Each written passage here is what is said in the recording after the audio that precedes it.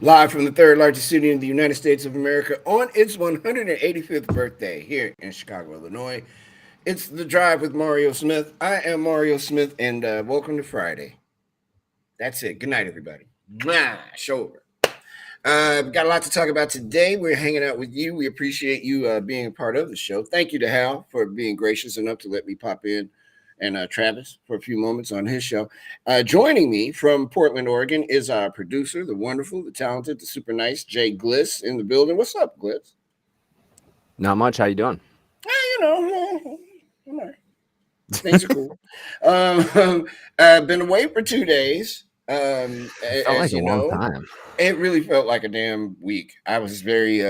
I'm glad to be back. I missed sitting here and hanging out with you and with the passengers and whatnot. The other passengers. Um, Filmed a television show that will be out soon. It was a very interesting experience that I don't want to do again anytime soon. I think this is way too much TV for me here. I like being on this where you can't see me but you can hear me. So this was taking a lot of getting used to, and then doing this TV show was it was something, man. It was something. It was fun. Yeah. It was a lot of fun.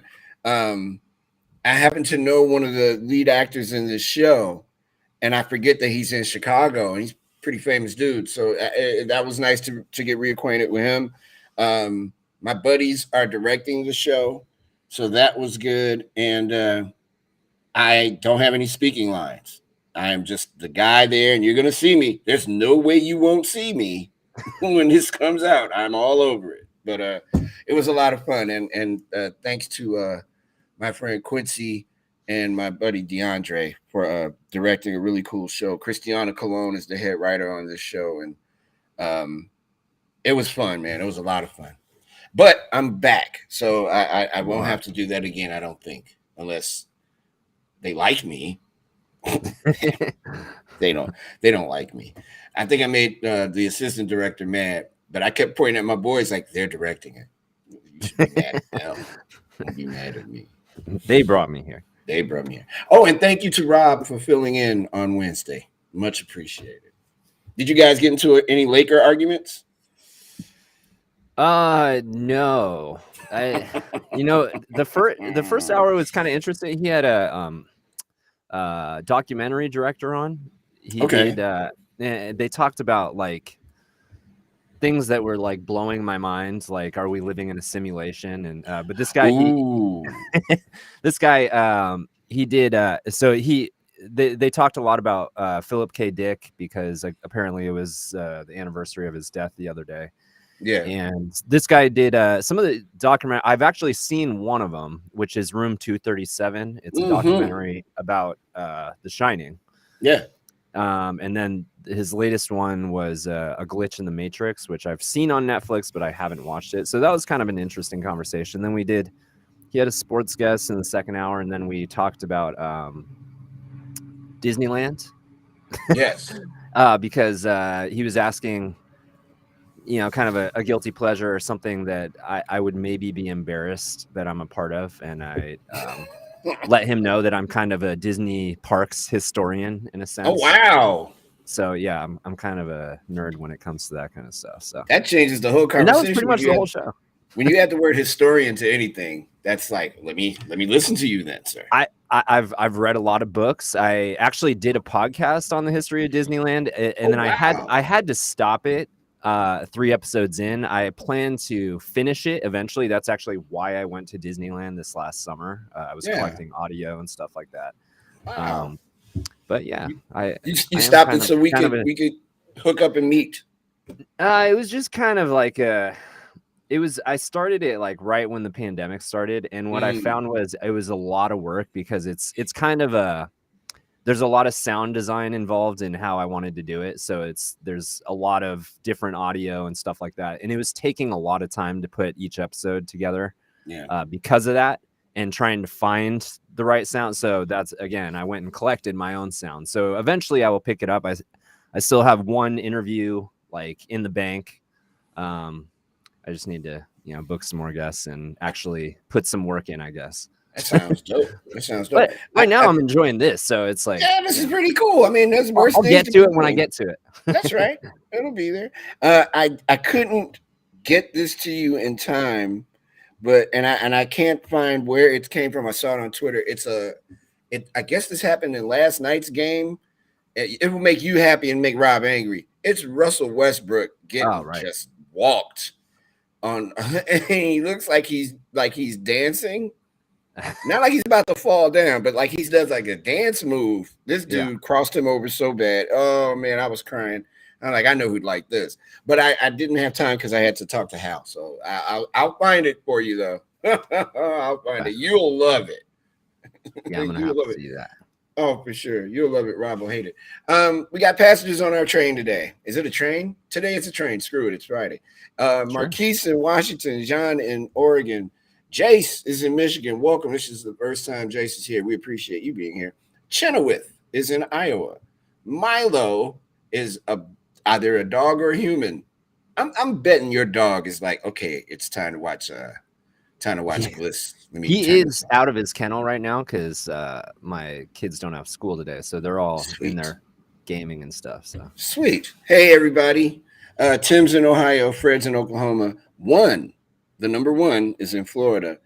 Bella is in Virginia, and I don't know if it's true or not, but Riyadh might be watching the show today.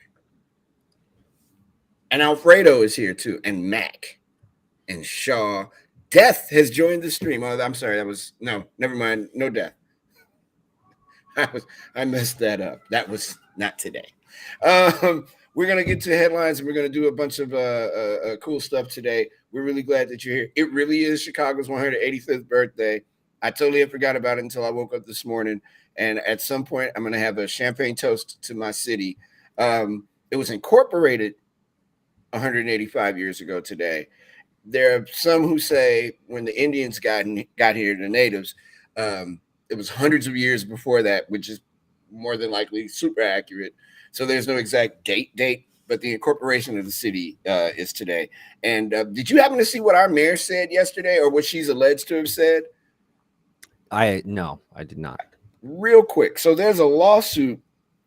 The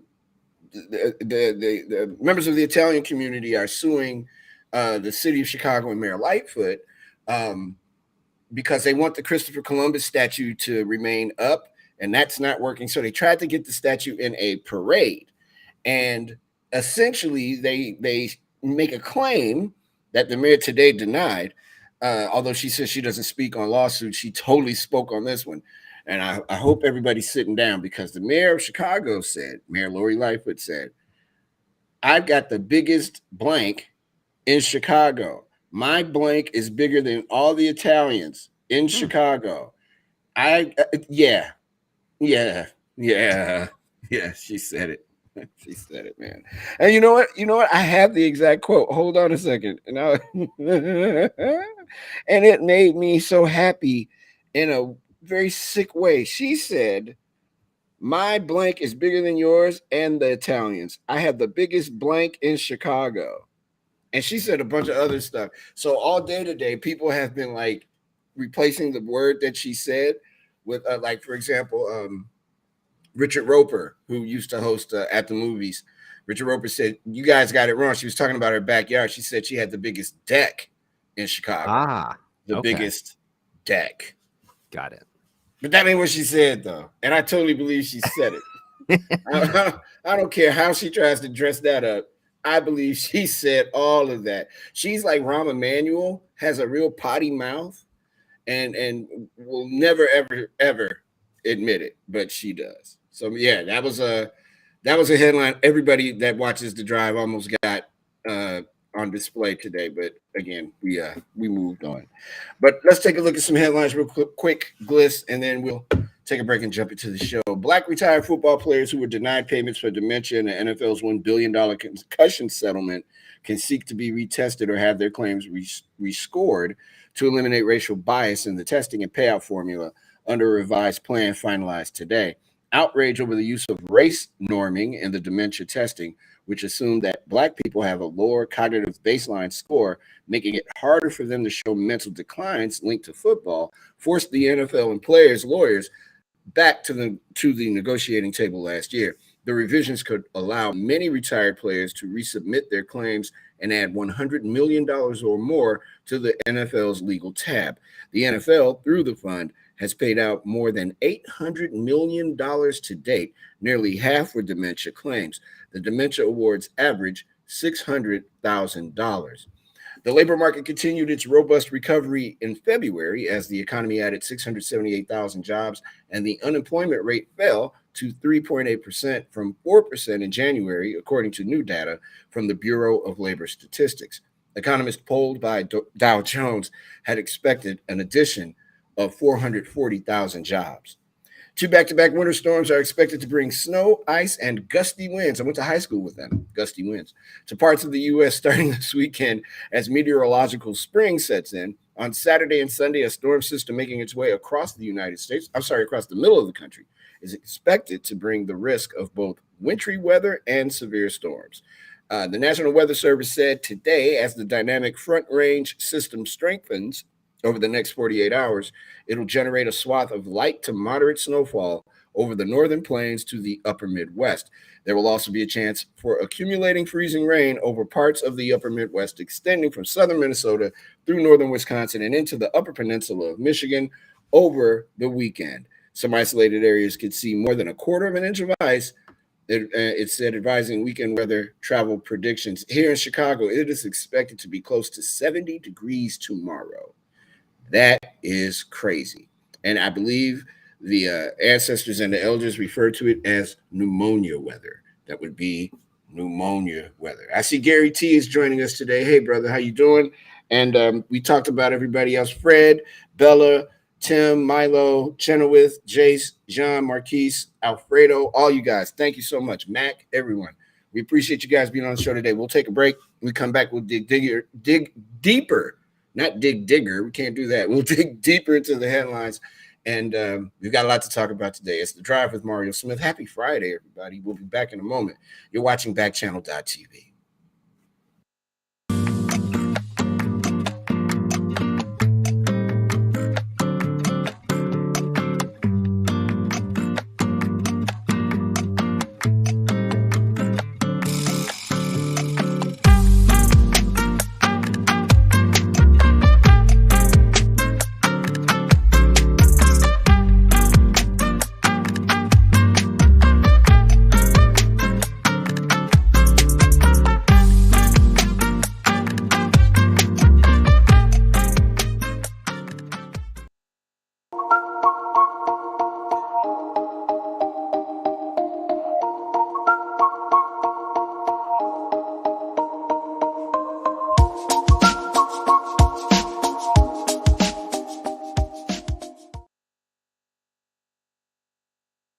Hey, everybody. Welcome back to The Drive with Mario Smith. I'm Mario Smith, live in Chicago, Illinois.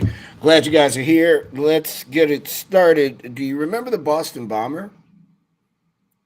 Well, the Boston bomber, still in jail. His brother is still dead.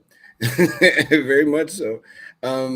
The Supreme Court today decided to reinstate the death penalty for the Boston bomber. His name... I'm sorry, and he's an older man now. He was a little kid when this happened. The justices, by a 6-3 vote today, agreed with the Biden administration's arguments that a federal appeals court was wrong to throw out the sentence of death a jury imposed on Tsarnaev, Dzhokhar Tsarnaev, for his role in the bombing that killed 3 people near the finish line of the marathon in 2013. Dzhokhar Tsarnaev committed heinous crimes. The Sixth Amendment nonetheless guaranteed him a fair trial before an impartial jury. He received one. Justice Clarence Thomas wrote for the majority, made up of the court's 6 conservative justices. The court reversed the first U.S. Circuit Court of Appeals in Boston, which ruled in 2020 that the trial judge improperly excluded evidence that could have shown Tsarnaev was deeply influenced by his older brother, Tamerlan, and was somehow less responsible for the carnage. The appeals court also faulted the judge for not sufficiently questioning jurors about their exposure to extensive news coverage of the bombing. In dissent for the court's 3 liberal justices, Justice Stephen Breyer wrote, quote, "In my view, The Court of Appeals acted lawfully in holding that the district court should have allowed Dzhokhar to introduce this evidence, close quote. Breyer has called on the court to reconsider capital punishment. Quote, I have written elsewhere about the problems inherent in a system that allows for the imposition of the death penalty. This case provides just one more example of some of those problems, close quote. He wrote in a section of his dissent. His liberal colleagues, Justices Elena Kagan and Sonia Sotomayor, did not join. The prospect that Tsarnaev, now 28, will be executed anytime soon is remote. The Justice Department halted federal executions last summer after the Trump administration carried out 13 executions in its final 6 months. President Joe Biden has said he opposes the death penalty, but his administration was put in the position of defending Tsarnaev's sentence at the Supreme Court. Remember when that happened? It was the Boston Marathon part, which was super sad and tragic. And then Tamerlan, his brother, and Tsarnaev were throwing pressure cookers at people, at the police. That story captured the nation all day and night. He was hiding in a boat in someone's backyard. And I tend to think that there may be a little something to the idea that he was deeply influenced by his brother. Unfortunately, his brother was murdered during the standoff with police, so we can't ask him. But the question remains: is Tsarnaev was he influenced by his brother? Was he also part of this diabolical plot at such a young age to destroy the Boston Marathon and commit terrorist acts? I don't know if you remember that night, anybody, but it got real in Boston. It was real crazy. These dudes were throwing pressure cookers at people. For a while, didn't they ban the sale of pressure cookers, Bliss, or something like that? I think they did. I remember that. I was actually watching. I can't remember what network it was, but a lot of times, I'll have news on in the morning or something like that. I always have something on in the house. It's either like classical music or like the news. And right. I happened to be watching the news that morning, and they were showing the Boston Marathon. And I remember seeing it happen live on TV, and then just the chaos that came after that. And yeah, it was crazy. That whole 24 hours with it might have been longer. Might have been like 2 or 3 days. It might have been 2 nights. Yeah. I think it was like maybe 2 or 3 nights. It was an extensive hunt. They were looking for them all over the place. And then they kept getting close to them, and then they started throwing the pressure cookers out. Yeah, and there was the incident with, I believe they shoot a police officer or something like that. They tried to take his car or something like that. Yeah, that was a crazy event for sure. But I kind of agree with you. Like, it seems like this kid was so young at the time. Like, he doesn't seem like he was really the mass. I mean, don't get me wrong. He, deserves to, do his time and, pay for the crimes he committed. I mean, people died.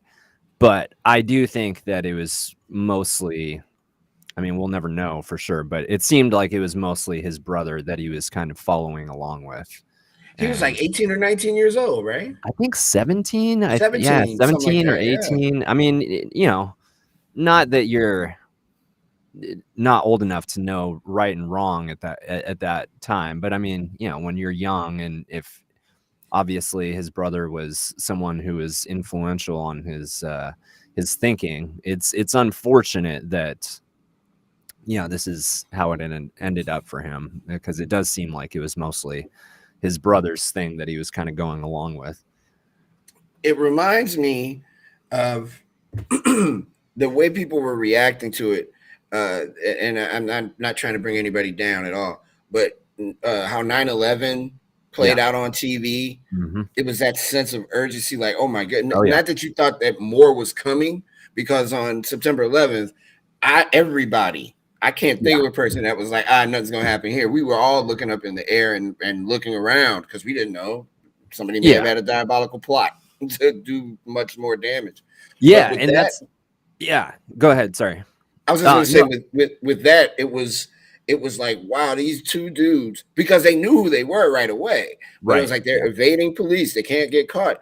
And the thing with the pressure cooker stands out for me so much because at the time, I'm like, pressure cookers, that's ingenious in a real sick way. Yeah. That you, because those things can kill you. Yeah. Just using them in your home is dangerous. And, you know. It actually, my wife got one of those Instapots a couple of Christmases ago. Oh, they're awesome. They're amazing. But I was actually a little nervous because of that. I was like, this thing's safer than a pressure cooker. I don't want things blowing up in our kitchen. I can't handle reading stories on a computer. I don't know if I'm doing the right thing on an Instapot. I don't want to blow I've never myself up. used. I haven't used it for cooking, but it looks really easy. It's just like, it seems kind of intimidating to me. Just I like to cook a little bit, but I would say she makes you can do some pretty amazing stuff with that thing. I would highly recommend having one. Oh, I'm gonna find out because I think I'm gonna give this crock pot I have to my goddaughter, and I'm just gonna be like, yo, Travis wants to talk about cheese. Blanket is on here too. In Oregon. I don't know if this is Michael Jackson's kid, Blanket. Here we go. It's Friday. Booty has joined the stream as well. The one from Michigan. Yeah, that's right. Is there another one? Well, I assume so. One would hope that there are several of them. Travis says he likes Swiss cheese. Okay. I mean, I like cheese a lot too. You know what, Travis? We can talk about cheese. We can move things around. What about Swiss cheese is it that you like? It's not really super flavorful. It's kind of, I don't know which Travis this is too, because it says he's from Utensils. And my American history, though limited, I have never heard of a city, town, burg, or suburb called Utensils, America. Utensils, USA. I'm here for you, though, Travis. You want to talk about cheese? Hey, everybody. Here's a poll question for you. What's your favorite cheese? What's your favorite cheese? Light it up. Go to backchannel.tv and get in the chat. Go on YouTube and chat on the chat there. And you can ask your Amazon-supported device, hey, can you put me in the chat on the drive of Mario Smith and tell us, what's your favorite cheese? I'm all about the blue cheese. Yeah, I had to become a fully grown man to appreciate blue cheese. I like feta a lot. Oh, I like feta a lot too. I'm a big feta fan. Feta quite a bit. I like Mediterranean food. So I make lamb burgers from time to time. Ooh, yum. Yeah. Everybody says, ooh. I don't know. That doesn't seem odd to me. At the restaurant I used to work at, they served them. And the first time I had one, I was like, I'll never eat ground beef again in my life. But I put feta cheese on the lamb burgers, and it's delicious. Yeah. Now I want one. I know. Now I'm getting hungry. Blanket says that Blanket likes Swiss cheese because it tastes like feet. That's the reason why he likes it. Apparently. Parker, you're in Oklahoma. Don't ask me what you just walked into. I don't know. You haven't asked yet. I'm just trying to do a preemptive stop. Easton has joined the stream as well. Hey, Easton. Hey, Parker. Thank you for watching the program. Appreciate you. Okay, Blanket, I hear you. I don't think it tastes like feet. And the only reason why I can make that statement confidently is because I ain't never ate feet. Just saying. Hey, that's your thing. You know, let your flag fly high, homie. I'm just here for the after show drinks that me and Gliss have. That's right. I don't know anything what's going on now. This is what the people want, though. It is. Oh man, more cheese. Hey, cheese talk. What's your favorite cheese? Light it up. You know, light it up is a sports radio term.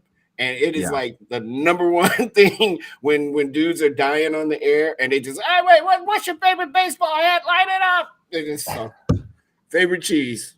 Make it happen. What's your favorite cheese? Oh, wow. Back to the seriousness of today's news. The ship has sailed. It's over. You know, this show has gone the way of the unicorn on Fridays. Always, every Friday. So the war in the Ukraine is still going. Hey, man, Gliss, I don't know if you're still there because I'm not looking at the screen. How long do you think Putin's going to do this? How long do you think he's going to get away with this? Because at some point, the people in Russia got to be like, hey, dude, what are you doing? We don't have any food. Yeah. We're hungry.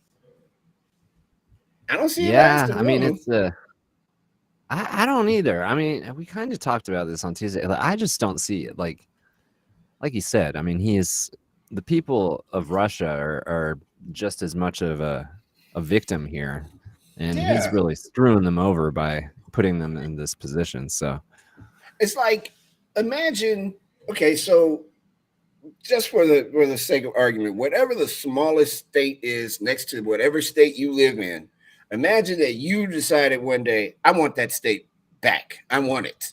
Like if you're in Texas, you're like, you know what? I don't want the state. I want the whole country of Mexico. I want all of Mexico because I want to make it all part of Texas and have one big ass Texas.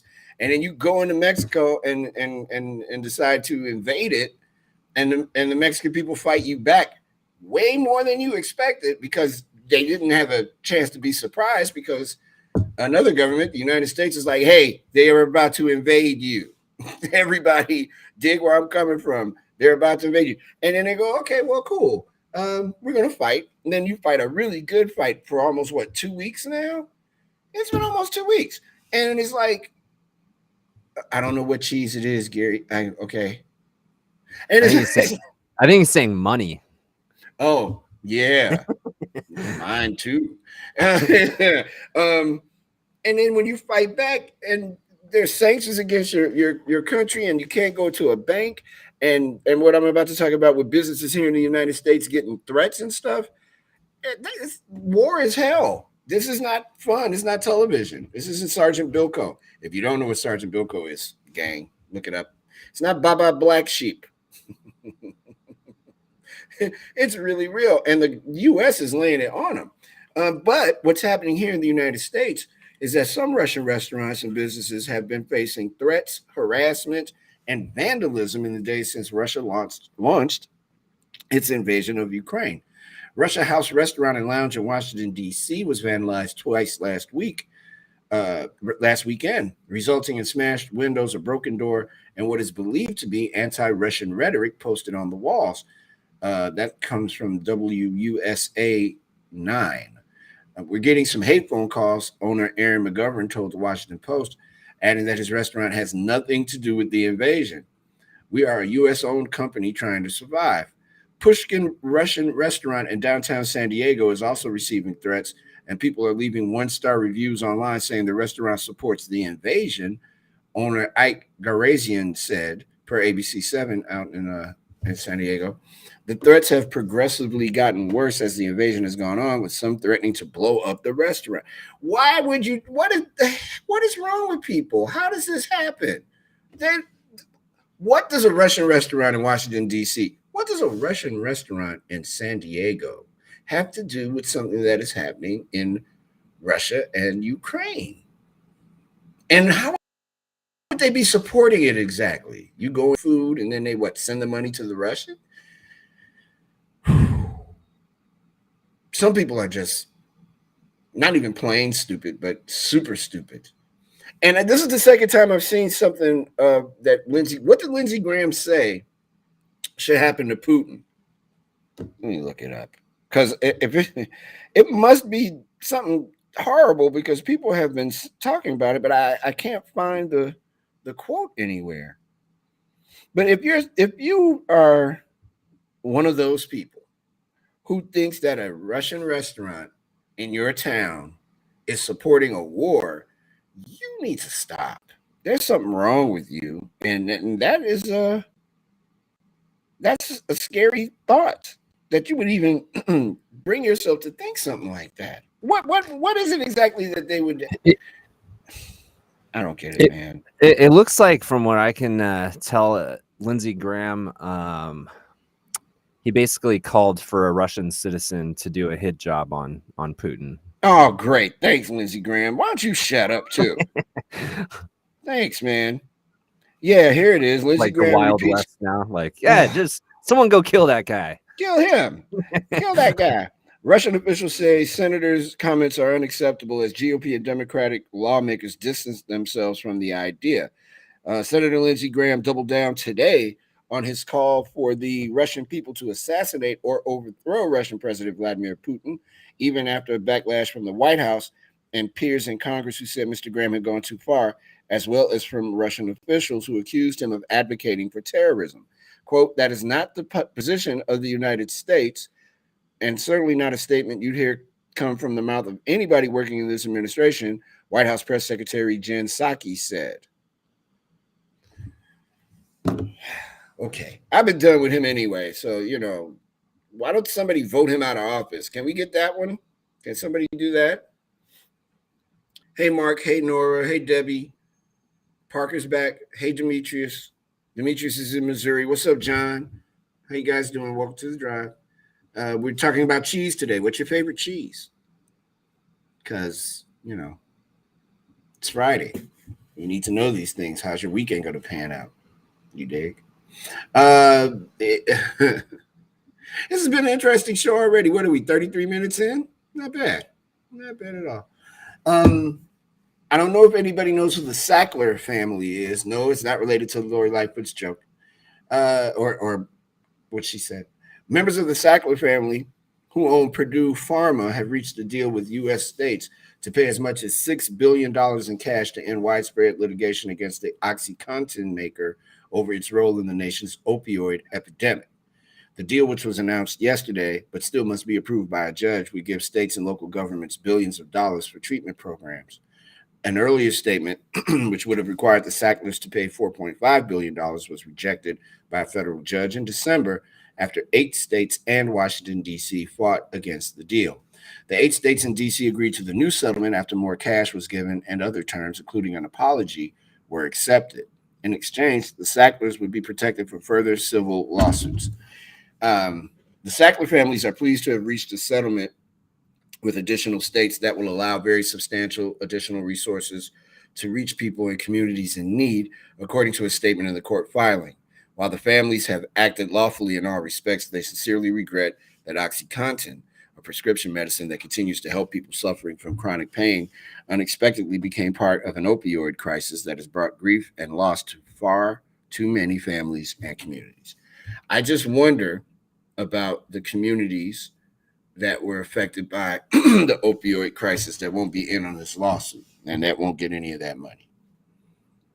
And I wonder why it takes, it's going to sound like it's going to sound, why it takes a certain segment of people who have it being money, why money has to play a part in it. If you see people sick and dying and you see what's killing them, in your view, shouldn't you be the one that's, if you're the government or if you're the body that controls that sort of thing, isn't it incumbent upon you to serve? I know it's not, but shouldn't it be though? It seems like the least you could do is, if you see people getting sick from your product, is pull your product. You can't even pull your product. And that's, no, pull your damn product. Didn't even do that. Let everybody go down and let people die first. In an unrelated story, and we were just talking about Lindsey Graham, let's talk about his best friend, Donald Trump. Former President Trump is blowing the launch of his new social media company via a series of unforced errors.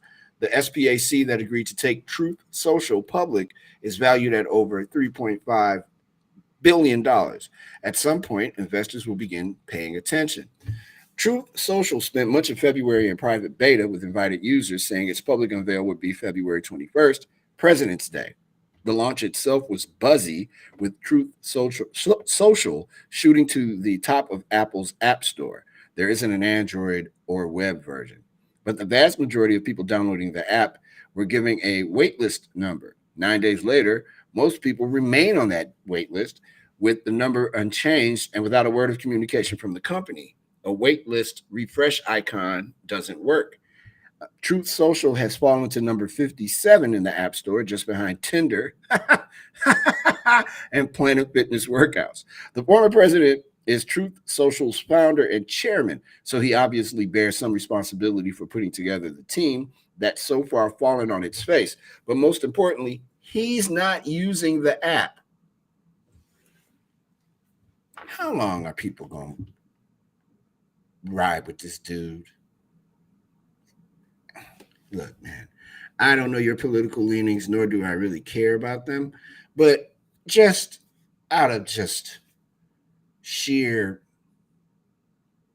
just giving a damn a bit about this world and the people who are in it, how are people riding with him? They just broke the whole thing down the other day about how the Ukraine and all this mess is his mess. And people are like, that's not true. It's fake news. What word? That's what we're doing. What are we doing? Sorry, Bliss. I didn't mean to throw the what are we doing on so soon. But what are we doing? Why are we supporting that? Why are we continuing to support that dude? Why are people continuing to agree with him? It boggles the mind. There's a comedian by the name of Earthquake who has a joke, and one of his jokes is he wants to find a woman that will love him like people love Donald Trump. And in effect, he was saying that they could tell his woman that he was cheating on somebody and she would go fake news. Yeah, my man Earthquake. But this app isn't working. Nobody's buying it. He isn't even on it. He keeps playing this game with people, keeps getting your money. He ain't never going to say he's running for president again, because then he'd have to claim all the money he gets. He is under the gun on every level, and he supports Putin. Now, if you support Putin, that's your business. But your man used to be the president of the United States, and he had Putin's number 1 and number 2 in his office. Remember that? The Oval Office, remember that? Yeah, when they were talking about what's happening now. So when he killed the bill to give the Ukrainians weapons, money that was allocated for Ukraine to prevent an invasion from Russia, that's Donald Trump. That's your man. That's fake news. That's the stupid app that he's got that doesn't work. That's all him. Y'all love him. He is the worst. But it's fine. Parker is talking to John. John says, yes, it should. Parker says, what the heck, John? I don't know what they're talking about. They're having a conversation in our chat, which is cool that you could have the same conversation in as well. You can join us on backchannel.tv. You can join us on YouTube, just a live chat box right next to the show. And you can also catch us on your Amazon supported device. It's Friday afternoon all over the world. Late Friday afternoon in some spots. And we appreciate you guys being here. When we come back, we'll have our community report. And we're still on the cheese, as it was brought to our attention that someone likes Swiss cheese because it tastes like feet. We're going to keep that theme going. We're going to take a break. This is The Drive with Mario Smith here on Backchannel.tv, YouTube, and your Amazon supported device. Happy Friday, everybody. We'll be right back.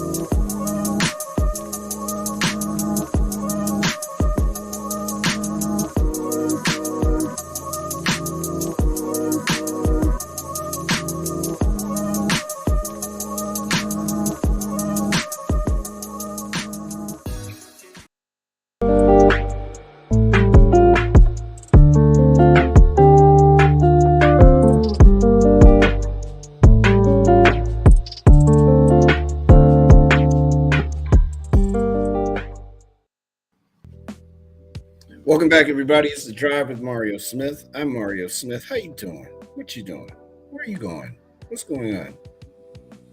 I have had to remove myself from the chat, and I'm bringing myself back into the chat, and I'm going to... Okay, here we go. I think this is it. Am I on the right one, Gliss? Yeah, no, we're all good. I went back out, and yeah, I think there was some communicating going on behind the scenes, but everything looks fine now. So my groceries just got delivered. Right now? Yeah. Are you gonna get them? I don't know. I might leave them out in the hall. I'm not too worried about it. Some coffee delivered right before the show. Look at you. See, I tried to get this done before the show. It was supposed to come at 2. It's 3:45 here in Chicago. Almost. Yeah, I didn't realize I made a couple poor choices last night, and then I didn't realize that we were out of coffee this morning. Is that code for something? Poor choices? Can we use that from now on? When I make them and you make them, man, I made a couple of poor choices last night. Yeah, there was some whiskey involved, but nice. There you go. That doesn't sound like it could be depending on. Well, it's like one of those things where it's like, a good idea. Like, all right, we're gonna have a few drinks, and then you get in a zone where it's like, oh yeah, I'm good, I'm fine, everything's great, and then yeah. You sound like before you know it, you wake up and feels too early all day. All day. You know the feeling. Yeah, don't I? I helped co-write that feeling. I mean, I would say I learned my lesson. I mean, I to an extent I did learn my lesson, because I had to do my first physical therapy appointment at 8:15 this morning, which was so my immediate thought was like, what the hell was I doing? Like, why did I do that? I have to be at work early in the morning, so I can't play adult tonight. I have to act like it's a school night. Tay-Tay's on the chat. He hasn't been here in a couple of days. What's up, man? Yeah, I gotta be responsible. Davey's here. Derek's here. Jeff is here. I think Parker and John are having a conversation about something. Nobody's talking about cheese anymore.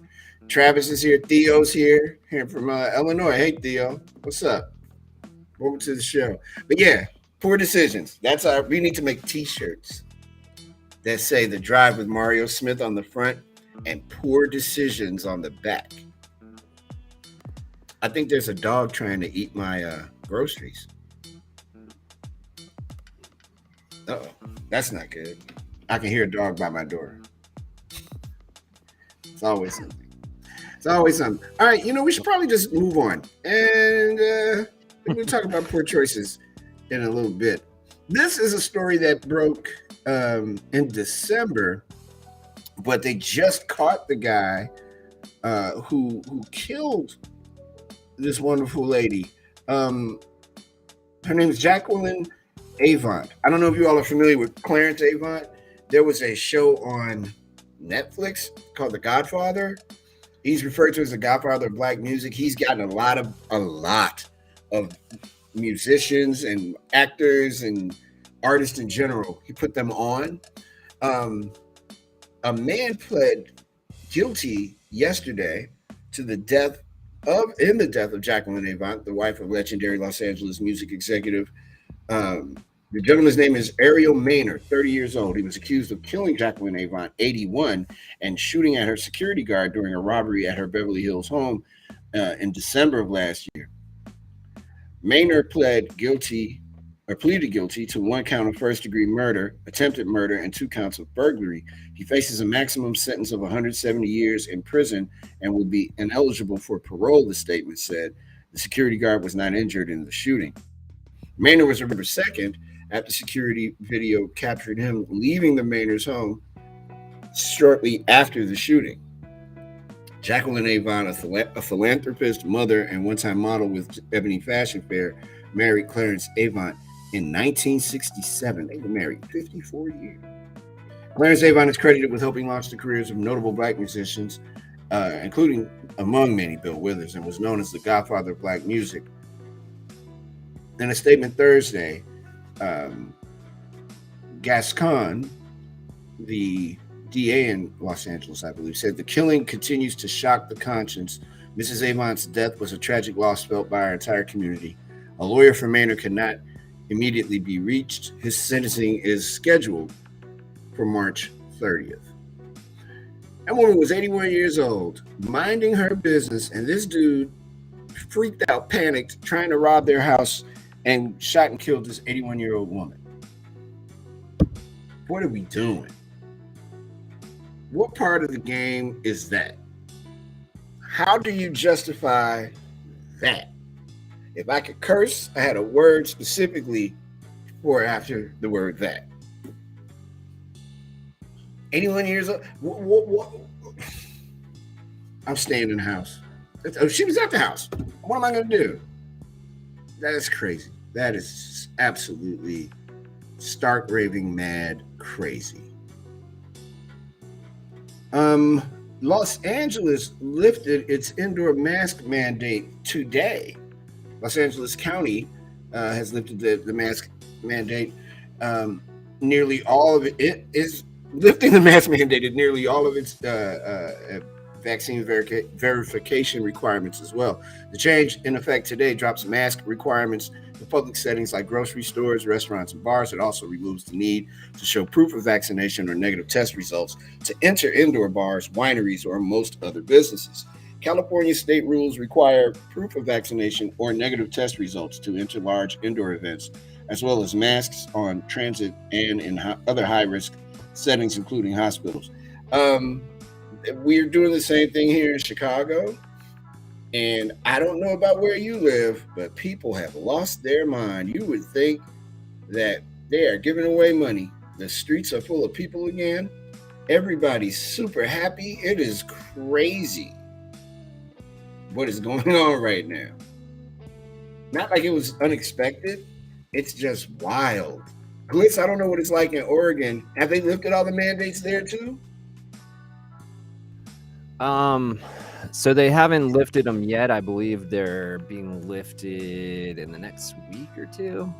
I think for schools it's after they moved it up. I think it's the 12th. So maybe next week. Oh, brother, because it's crazy town. And people are dancing in the streets, like quite literally, because they don't have to wear a mask or show that they got a vaccine, which most people probably didn't get anyway. Yeah. I mean, and now those same people who I know that didn't get shots are walking around like, I'm never taking this mask off. What?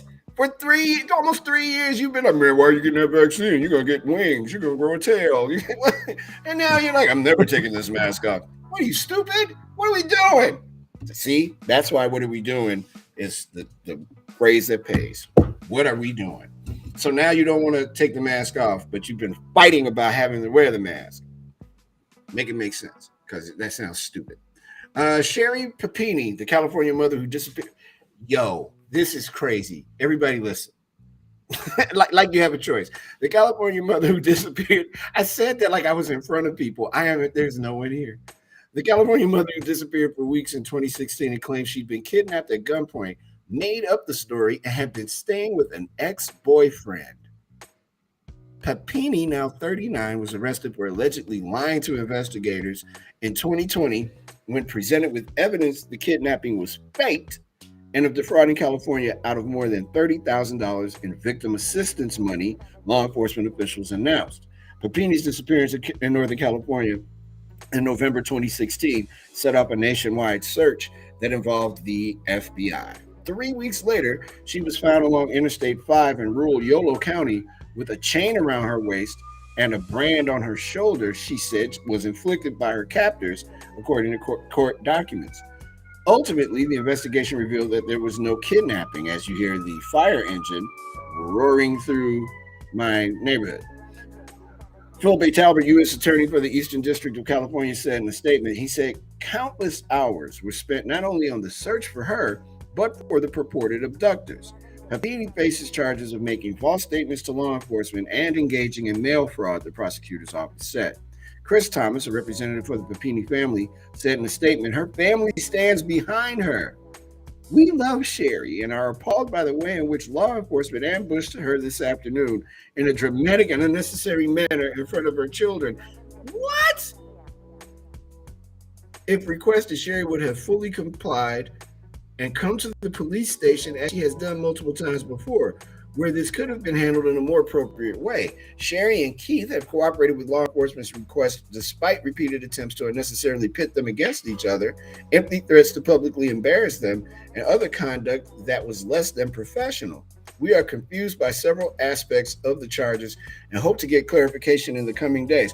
Papini's relative, Darina Grafe, said Friday she supports her, quote, favorite niece. She is a special, beautiful person, and I'm on her side. Let me go back here for a second. Didn't they say that this woman had disappeared for 2 years? I'm sorry, she had made the story up and claimed that she was staying with her. Yo, let me tell you what my family would have said to her. They would have said, hey, beat it. So sorry. Sorry. You out here got all the law enforcement and dudes with alphabets on their windbreakers looking for you, and you put a brand on yourself? Anybody here got a brand? Imagine a tattoo, but 6 million times worse. I don't have any brands. I do have a tattoo. Oh, God. And finally, in another story that I swear to God, if it happened to my kid, I wouldn't be doing the drive. An Indiana teacher is arrested after video shows him slapping a student in a hallway. A northern Indiana teacher seen in surveillance footage slapping a student in the face last week has been arrested on a preliminary charge of battery, officials announced. Michael Hosinki, 61, of Osceola, Indiana, was taken into custody Thursday, the Elkhart County Sheriff's Office said. The preliminary battery charge is a level 6 felony, and a request for formal charges has been submitted, the Sheriff's Office said. NBC News reached out to the Elkhart County Prosecuting Attorney's Office for comment on further charges. The arrest comes less than a week after Hosinki allegedly hit a student in the hall of Jimtown High School in Elkhart on February 25th. The school's district, Balgo Community Schools, confirmed the incident in a statement saying Hosinki confronted a student about their attire, specifically a hoodie, and the verbal exchange culminated with an open-handed slap. The district said the student suffered visible injuries. Video of the incident appears to show Hosinki grabbing the student by their backpack before shoving them against a wall and then slapping the student. The student, who was not identified, appears to have hit their head against the wall from the force of the blow and falls to the ground seconds later. Hosinki is no longer employed at Balgo Community Schools, not permitted on school grounds, and has been reported to the Indiana Department of Education, the district said last week. The school board approved early retirement and full pension for Hosinki. Let me tell you what would have happened to Hosinki had he hit one of my children. You probably know. He would have never got a chance to retire, because I would have walked him right into the jail, and I would have told him, you better take him. He's 61. He still got some fight in him, but as you can see, he can't move right at the moment. You should probably take this man in. He slapped a student. What are we doing? No way. That is outrageous. That is crazy. Sarah's here in Indiana.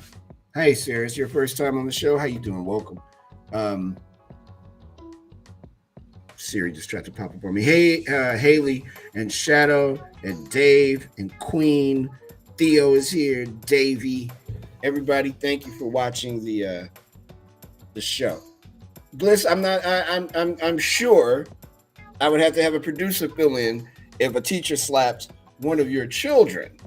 I would not expect you to be at work. I would expect you to be walking this gentleman around Oregon so everybody can see the fool that slapped your child. Because that would be me. You're not slapping my kid. You can be mad about my, he's not going to get on my kid about wearing a hoodie. Hell no, you're not. No. That's, I wear a hoodie almost 24 hours a day, almost. Pretty much. Except for when the only 2 hours is when I'm not here, so. Right. But there's no way No way. You're about to get on my kid for a hoodie? No, man. That's no, that's not happening. Not happening. Yeah, you're gonna have to deal with the consequences of that if you're hitting my kid. That's for sure. And imagine if you know, it wouldn't just be me; it'd be my wife too, or my child's mother. Because I'm definitely making phone calls like, "Hey, it's time. Remember that thing we talked about wanting to do? It's about to Kevin Hart. It's about to go down." That's it. That's the phone call. That's the text. That's what the T-shirt I got on. Everything. It's about to go down. Because I'm coming to that school. I'm gonna sit right in there, and I'm not gonna say a word. And you're gonna be like, "Sir, you can't be in here." And that's when it goes down. How dare you? We've got entertainment news coming up. I'm gonna go out and grab my groceries. It's been Gliss's dream for my groceries to be delivered during the show, and it actually happened. So I gotta go out and get it. I wanted them to knock on the door. I could hear them, but they didn't knock. And I guess they heard me. I hate when they knock on the door. I do too, but I wanted them to do it because I knew that would have, for the show, it would have been great. Like, knock, knock, knock, knock. Oh, hey, hold on a second. I gotta get my groceries. Well, anytime we have stuff delivered, I always have it in the instructions to just leave it at the door. Like, we have a Ring camera, so I can see when they're here. Right, yeah. Right. And when they ring the doorbell or knock on the door, 3 dogs start just erupting in the house, and it drives me insane. So it honestly kind of pisses me off when they ring the doorbell. It's like, did you not read the instructions? All right, Tay-Tay's asking me, did I get chocolate milk? Oh, no. And I don't drink. Excuse me, I don't drink dairy stuff. So there's a chocolate milk called Ripple, and it's really good, and it's plant-based, and that's what I drink. But I didn't get chocolate milk this time. I got what do I have in there that's interesting? I have a pizza that's probably melted, and something else. Like a frozen pizza? Yeah.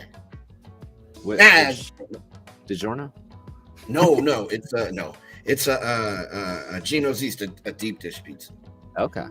But I don't plan on eating it, but it's always good to have one. Like, it's supposed to be 70 tomorrow, and then the temperature's gonna go back down to like 30. So I think the day it goes to 30, I'll enjoy pizza.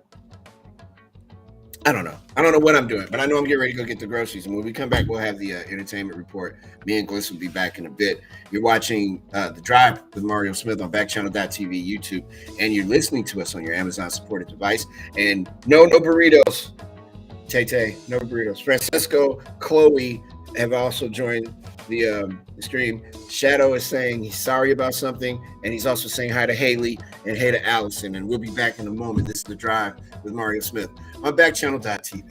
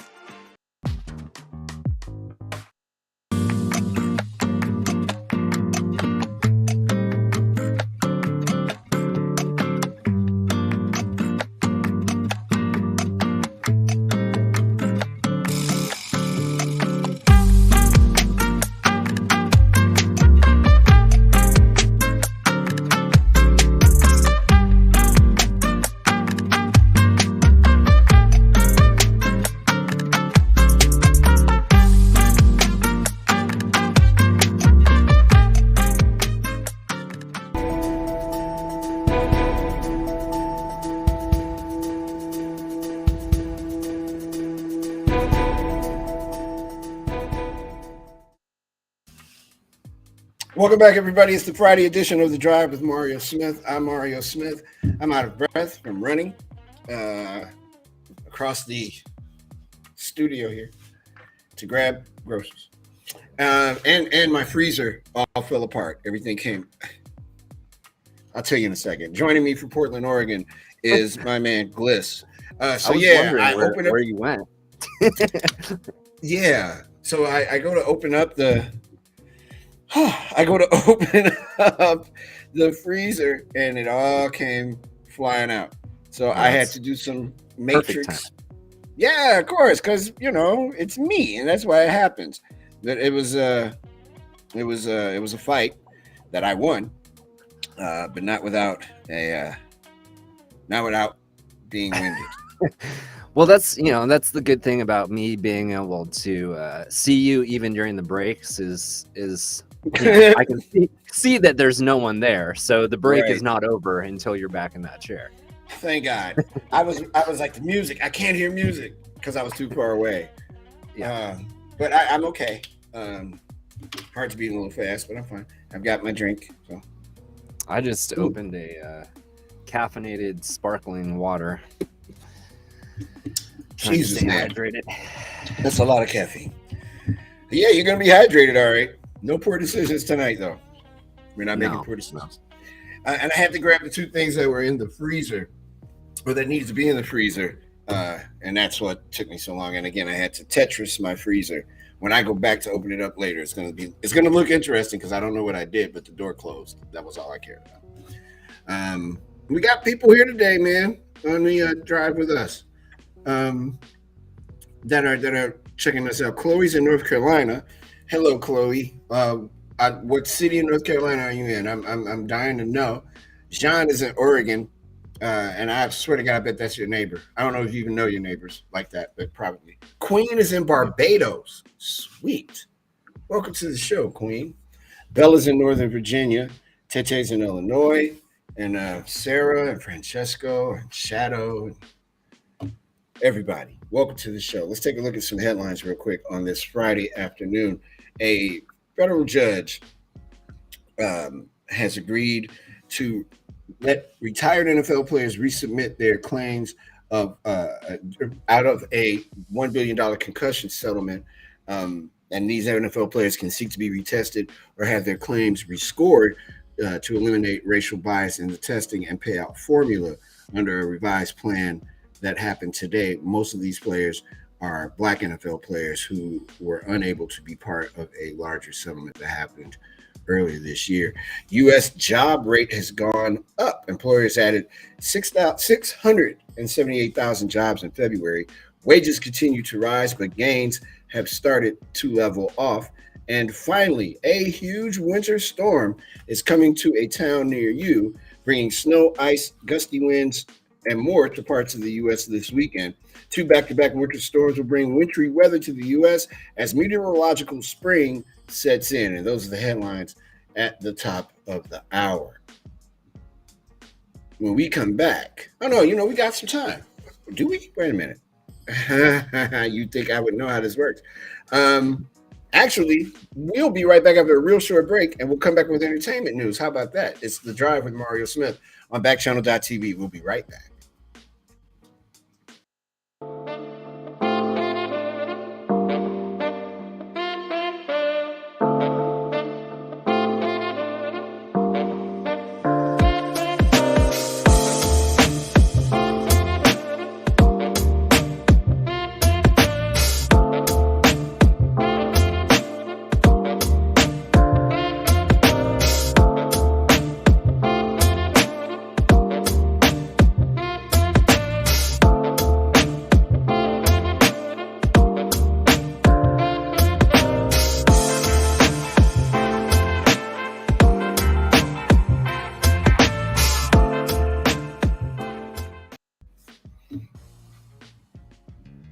Welcome back, everybody. It's The Drive with Mario Smith. How you doing?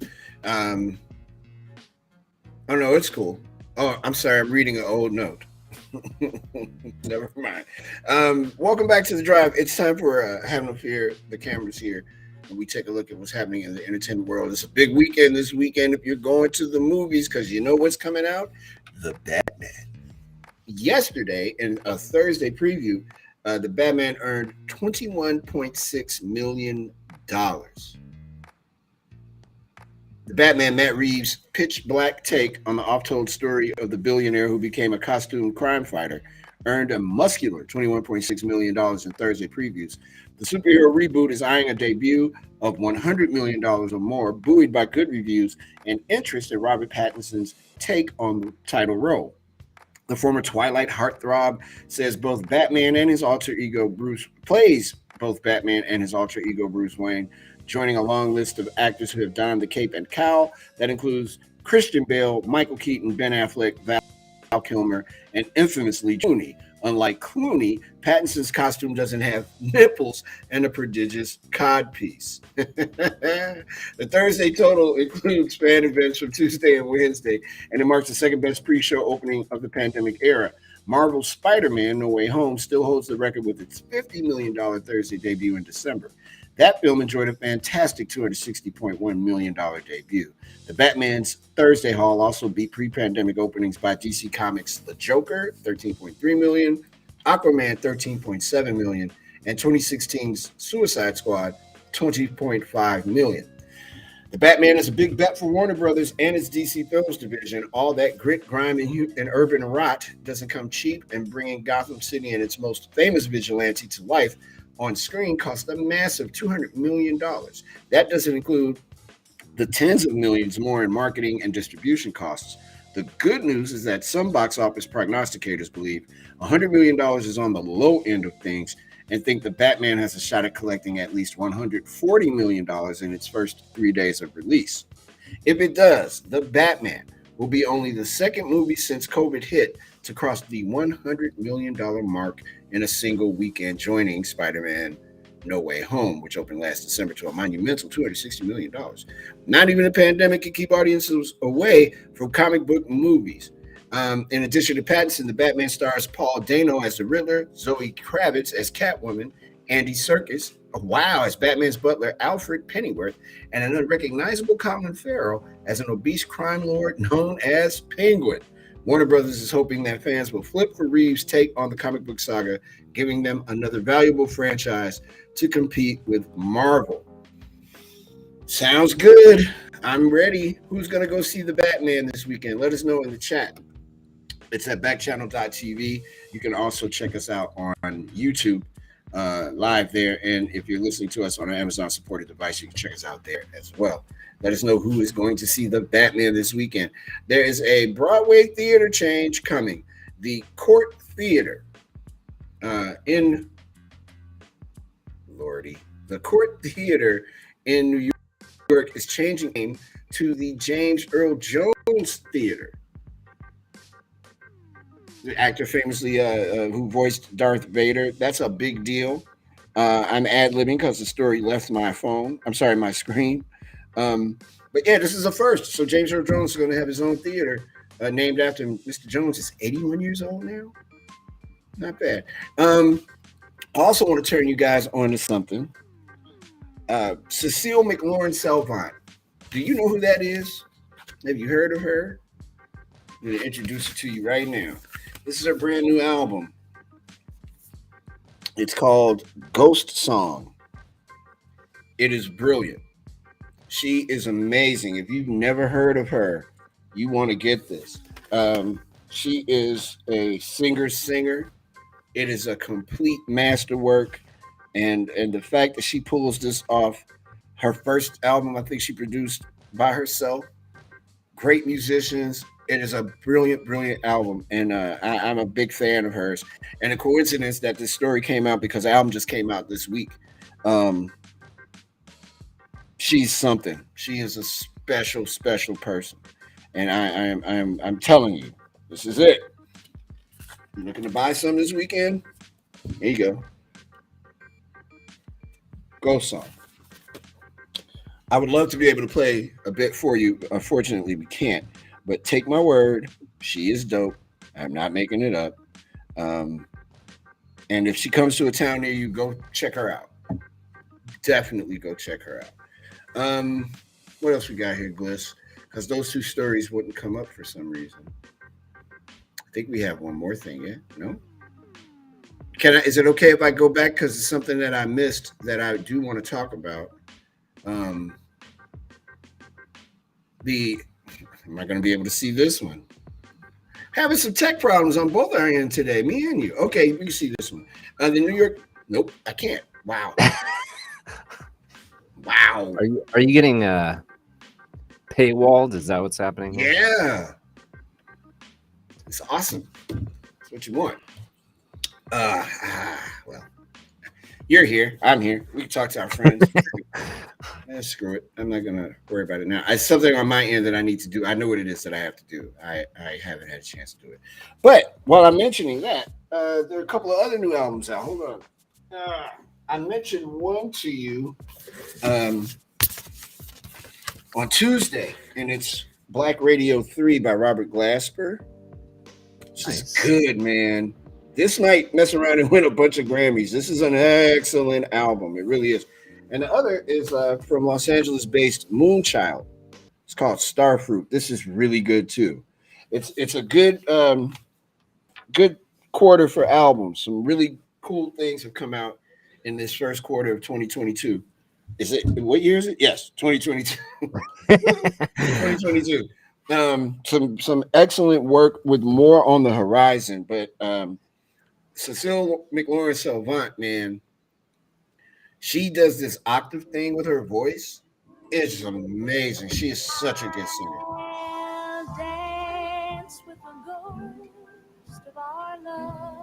There you go. Don't want to keep it too long. Yeah. I know. That's it though. She's bad, man. She is one of my absolute favorites. I love her. And that's the entertainment report. It ended a little bit early because of paywall. That's what happened. It doesn't that suck? Very much so. It makes doing this a little difficult at times. That's why I have a few like that I keep.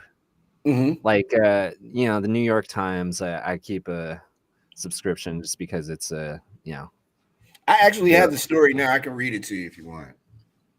Yeah, go for it. All right. Since her arrival on the hey everybody, Mario Smith talking about music. Since her arrival on the jazz scene about a dozen years ago, Cecile McLaurin-Salvant has made a practice of shining a black light on the unsavory history of American popular song. She sings standards, show tunes, and old novelties in a taut, flinty, elusively beautiful voice, airing toward material with difficult lyrics and tough places in history. Salvant wins over her audiences by tweaking them slightly, daring them to go there with her, not just into the archive, but toward the darkness of the past. Today, you're as likely to hear jazz's most decorated vocalist singing a tune like You Bring Out the Savage in Me, a Validia snow vehicle from the mid-1930s that Salvant has called so racist and perfect and hilarious, or Burt Bacharach's Wives and Lovers. Here's a sample lyric: wives should always be lovers too. Run to his arms the moment he comes home to you. I'm warning you. Asked to find her doing the typical standard or a jazz take on a pop tune or an original. But on Ghost Song, the album I showed you a moment ago, a new album that came out today officially, Salvant has applied that daring to go there ethic to something else, herself, writing music that looks within and doesn't blink. In conceiving the LP, Salvant spent more time leaping through her own notebooks than she did the Great American Songbook. Some of my favorite stuff to read is always the letters and the journals and diaries, she said, talking about the artists that inspire her. I love to see where the thinking happens, and I think that I wanted, in a way, to share that. I wanted to translate that feeling to an album. Salvant's 32 years old, and she was speaking to the New York Times from her apartment in Brooklyn. She says her notebooks serve as a lot of functions: journal, day planner, sketch pad, lyric book. Ghost Song is her first album to feature more originals than covers, and it breaks away hard from the sounds and structures of small group jazz, which Salvant had been treating as a kind of gilded cage. At the same time, she's keeping her links to the past through the mixing bowl of styles she writes in the covers she's included. Some tracks feature a banjo, a flute, and hand percussion, but no bassist or drummer. On one, a cathedral-grade pipe organ pushes the piano aside. Altogether, The result is her most revealing and rewarding record yet. Cecile McLaurin Salvant, y'all. I'm telling you, I would not lie to you. She is brilliant and an amazing, amazing, amazing artist. And if you get that album, just run through some of her stuff, man. Singer. Cannot understate that. Issa is joining us from Zen. That's a good place to be. Jace is in Michigan. Aubrey's in Decatur. Chloe and Sarah. Everybody's here. Thank you all for joining us today on the drive. Me and Gliss are just chilling. It's Friday. We're getting closer to talk about some sportsy sports. I've noticed that people, when we talk about sportsy sports, people kind of like freak out. Don't leave, because this is all good stuff. Sports is part of it. Like this weekend is Coach K's final game. We're going to talk about that. Russell Westbrook, much to Gliss's delight, says he's not a quitter. Talk a little bit about the Major League Baseball lockout. And why can't the WNBA get some love? Why can't we show them in love? Why can't they afford charter flights? That is mind-blowing to me. The WNBA is legit. It's a legit league now. Why are we playing this game? Okay, I think I finally caught my breath after all that running. That was a physical exercise I just did. We'll break a little bit early, man. When we come back, give us more time to talk about the sportsy sports. We'll have a segment that we like to call Play Ball. You know what? Hold on, Gliss. Before we do that, can I tell you, I should save this because it's so interesting, but this is the most interesting thing I think I've seen all day. And I'm going to ask you if you do it. 33% of diehard pet owners have gifted their pet with a birthday cake on their birthday.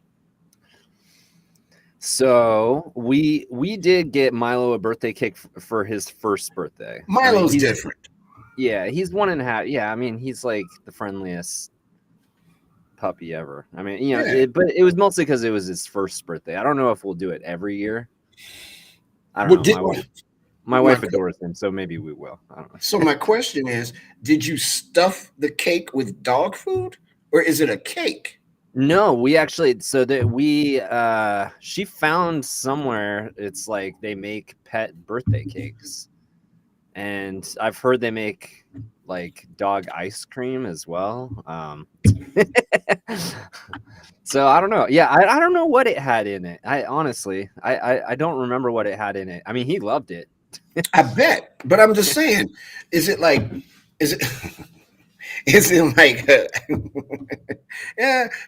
Outpost stuffed cake? Is it like, no humans can touch this cake? Yeah, I don't think it's something that you or I would want to eat. It looks like a birthday cake. I'm pretty sure I wouldn't want to eat it, even on my nights that I make poor decisions. I don't want cake. But here's the other thing. It's just like when you give babies a smash cake on like their first or second birthday. Right. Why are you wasting delicious cake on a child that's only going to throw it at you? Eat that cake yourself. They'll figure it out when they get 3.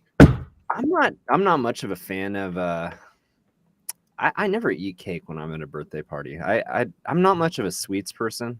So okay. I like German chocolate cake myself. I'm a big fan. So well, that is delicious. I mean, that's the thing. It's not that I don't like sweets. It's just like I'm never really in the mood for cake. See how we found a way to work this time out anyway, Gliss, even though I couldn't see a damn story on my computer. Yeah, and we could go on. I mean, we could go on and on. I'm looking right now. A dog cake is usually made of peanut butter, applesauce, and pumpkin are typically the main ingredients. And the frosting is usually made from peanut butter and yogurt. All right, that's my so I guess it is edible to humans, but I don't know if it would be any good. But no, all those flavors together sound weird. Peanut butter and apple. Peanut butter, pumpkin. No, it's like like around Halloween time when everything is pumpkin spice. I want to just roundhouse kick people in the face. Why? Why all of a sudden everybody loves pumpkin? It's not that good. I like pumpkin. Oh, come on, Gliss. Don't hurt my feelings. Pumpkin's okay, but it's like I've got to go get a pumpkin. I had a friend that I used to work with. Him and his wife are like pumpkin 365 every day. Can't do that. And I'm like, yo, G, you got to slow down on the pumpkin, son. I'm okay with it like that couple months of the year where it's like between Halloween and Thanksgiving time. But I don't need it. It's not a year-round thing. I don't need it all the time. They have pumpkin spray for their house every time. When we come back, we're going to play ball. Because if I talk any more about this pumpkin stuff, I'm going to throw up. I hope I didn't upset anybody that loves pumpkins. And Gary says yes to that German chocolate cake. I know that about him. So I know he likes German chocolate cake. We'll be back in a bit with The Drive with Mario Smith. And you're watching us on Backchannel.tv. We'll be back right after these words.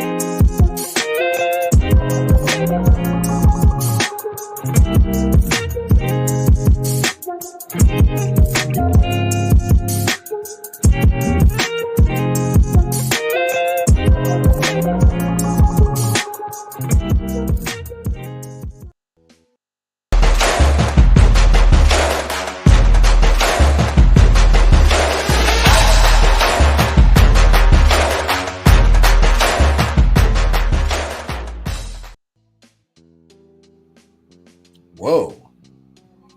I think that was on my end. Sorry, folks. Welcome back to The Drive with Mario Smith. It's time to play ball, talk some sports, esports. As you can see, I have on my White Sox. Sorry, television. I have on my White Sox jersey. It's got my name on the back. I don't want to strangle myself. Oh, it's your name on the back.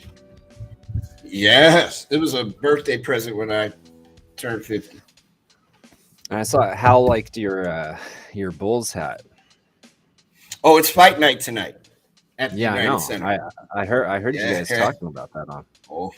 Oh yeah, it's fight night tonight. That little scrawny punk. If he comes anywhere near the hole tonight, Tristan Thompson will be waiting for him.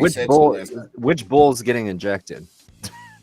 Oh, who are they sending in? They're going to probably send in Tristan Thompson.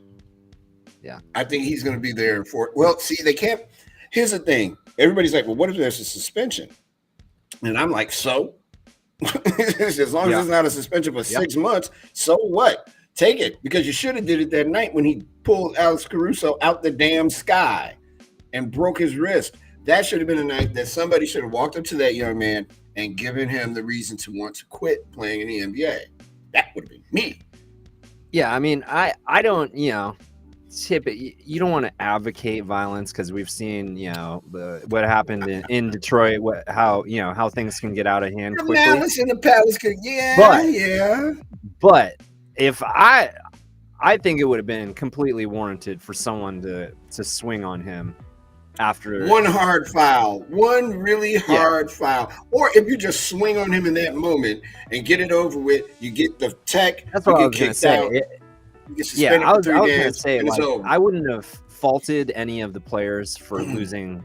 And granted, in real time, it's hard to get the full context of it. When you go back and watch the replay, I mean, and we talked about it when it happened, it was a hard foul at first, and then he kind of did this thing where he intentionally took a second swing, to follow through and make sure that and Caruso, I mean, he's still out. He's hurt. It caused a serious injury. And because of that, the Bulls are suffering because they don't really have anybody play defense. And even my old ass at 54 years old could go to the bucket tonight against any one of the Chicago Bulls because they don't play defense around the rim. But if Grayson Allen takes the challenge and carries his scrawny butt right up to that rack, he's going to get met. There was a player in Chicago many years ago named Norm Van Leer. And what Norm Van Leer used to say was, if they keep scoring on you like that and you don't knock them down, they're going to keep scoring on you like that. And that's what's been happening with the Bulls the past few weeks since Caruso's been down. And on top of that, losing last night to Atlanta, you need this game. The Celtics are right behind the Bulls. the Bucks aren't that far away from the Bulls either. This is a game you need. Your schedule the next week and a half is horrible. They play the stupid Sixers, who are going to beat them because they haven't beaten the Sixers since 2019. Come on, you need tonight's game, first and foremost. But secondly, somebody on that team needs to teach that man a lesson. No one did it when he was at Duke, which blows my mind that nobody tried to punch him in the face in college. Not even at a game. No one.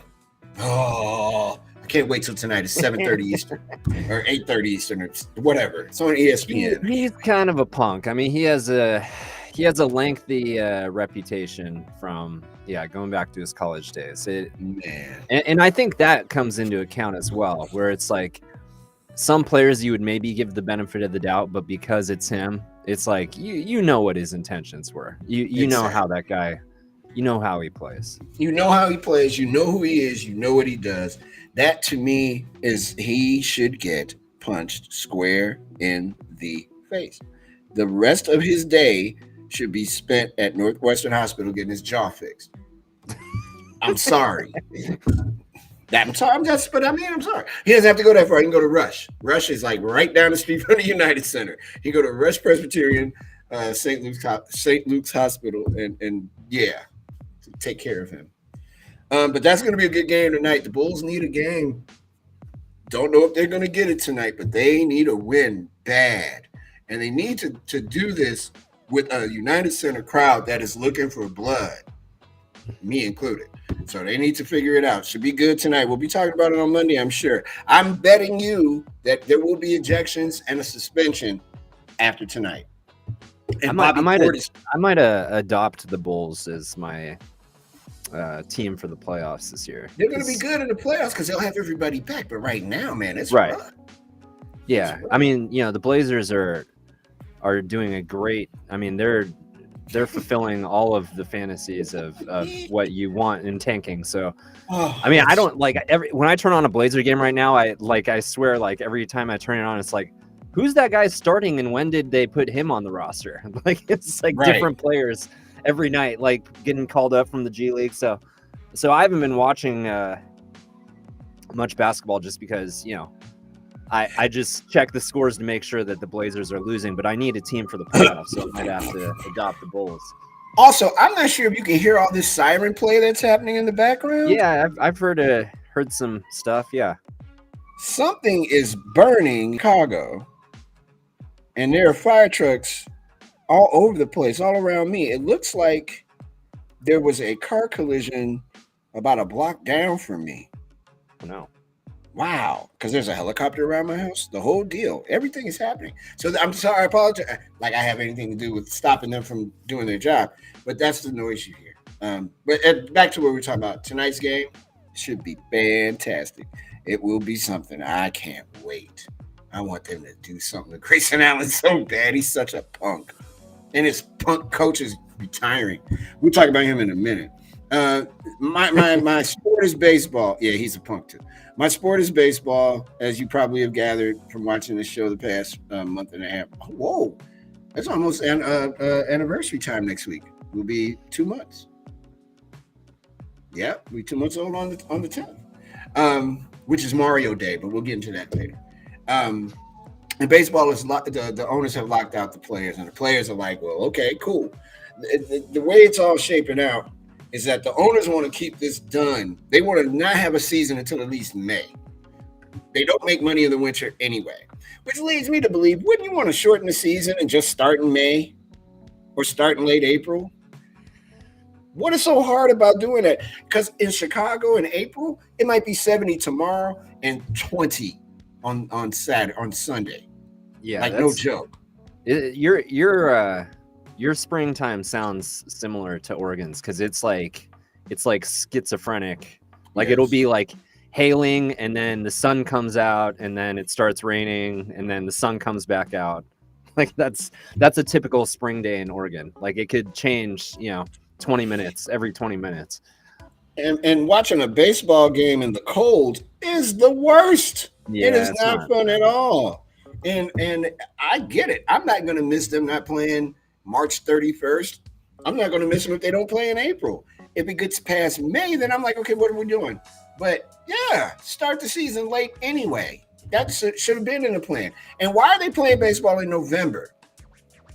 I was going to say, I've been to a lot of cold baseball games because, people know about, how terrible Candlestick was. And I went there as a kid. But the new stadium, even though it's probably one of the most beautiful, stadiums in the world, that place is, it's 20 years old now or something. That place is still just a beautiful place to watch a baseball game. But it gets pretty cold there at nighttime because it's right, the San Francisco Bay, that wind comes in.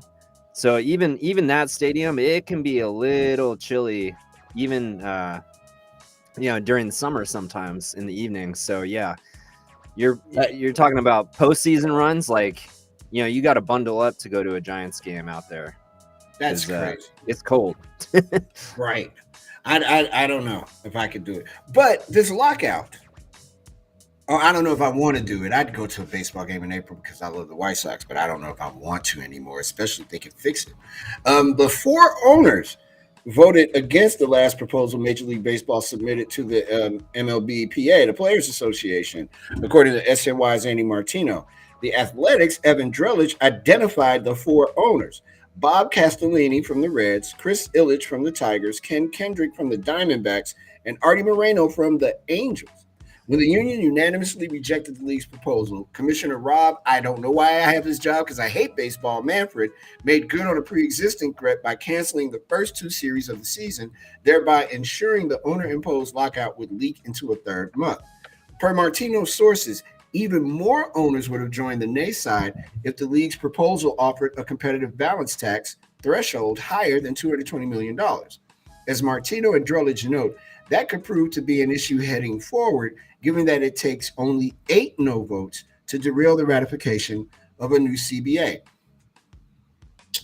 It's an absolute show. And you know what kind of show I'm talking about. And they should be playing baseball, but they're not. And because they're not, the owners are doing it all. This whole thing has been orchestrated by the owners.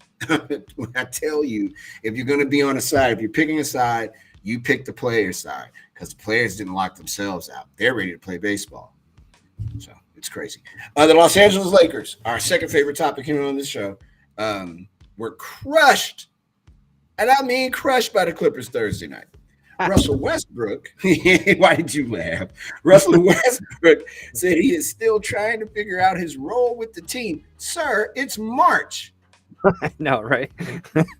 Are you aware of the season? The season's almost over. Right.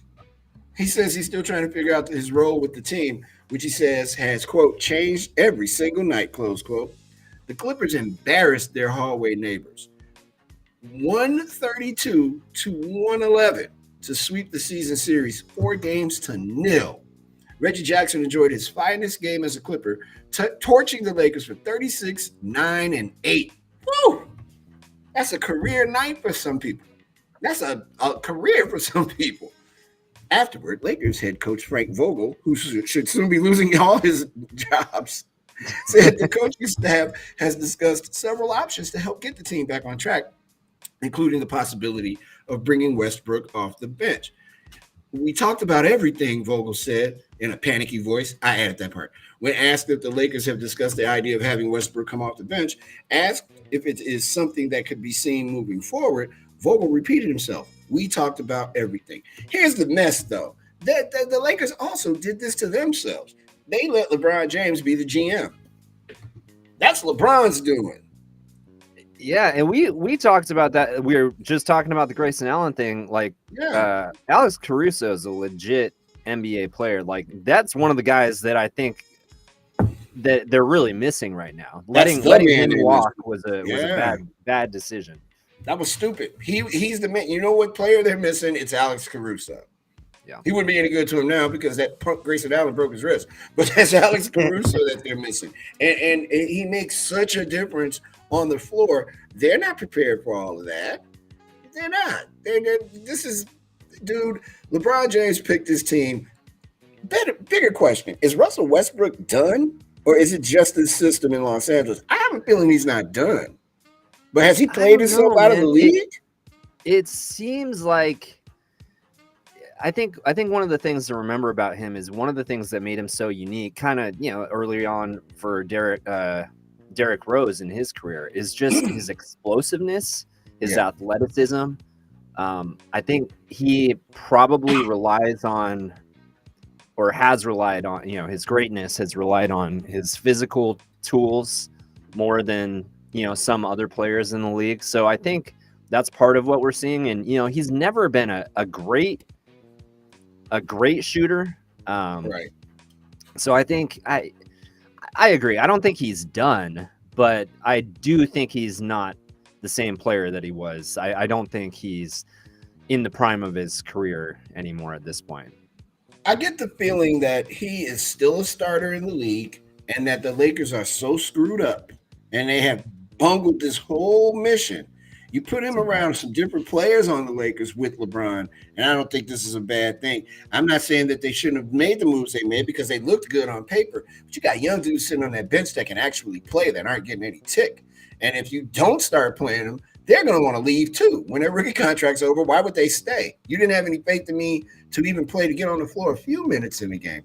Taylor Horton, THC, who's from here in Chicago, went to Simeon, my rival high school, is a man. He's a grown man. He can play basketball. Let him play.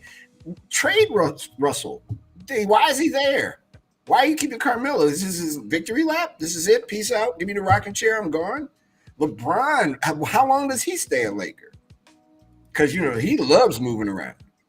Yeah. He's going to go wherever his son goes. So if his son plays for... Right, he's going to go play with his son. And see, that's the other thing is it seems like you have a couple really, really good all-time players here that seem a little disinterested. And... because things haven't gone their way, it's almost like, because you've seen LeBron kind of coast in past seasons, but he was on really good teams and he could take over a game at any time. He's also getting a little older, so it seems like maybe early on that there was just they kind of used the excuse like, oh, it's going to take time, the thing that you always hear, it's going to take some time for these guys to adjust and, get in rhythm with each other and whatnot. And then things just started to go bad so quickly. And now you just have two star players who are no longer in the prime of their careers. And let's not forget, man, Russell Westbrook just last season set the triple-double record. Yep. He got games still. I just think that the Lakers are so screwed up and they have messed this up so badly, it'll never be right. And the idea of them, they may not even make the play-in game. That would be nuts. That's crazy. You would love it, of course. That's wild. To me, as a dude that used to really like the Lakers a lot, and I talked about it with Rob when you were out getting surgery. I'm like, what happened to that swag they used to have? It would be like you played the Lakers. They were so Hollywood. They lost all of that edge that they used to have. I don't get it. They don't play defense. They can barely play offense. Too busy celebrating after jump shots. It's wild. For the record, I probably would want to see them get into the playoffs just because, it's fun to watch.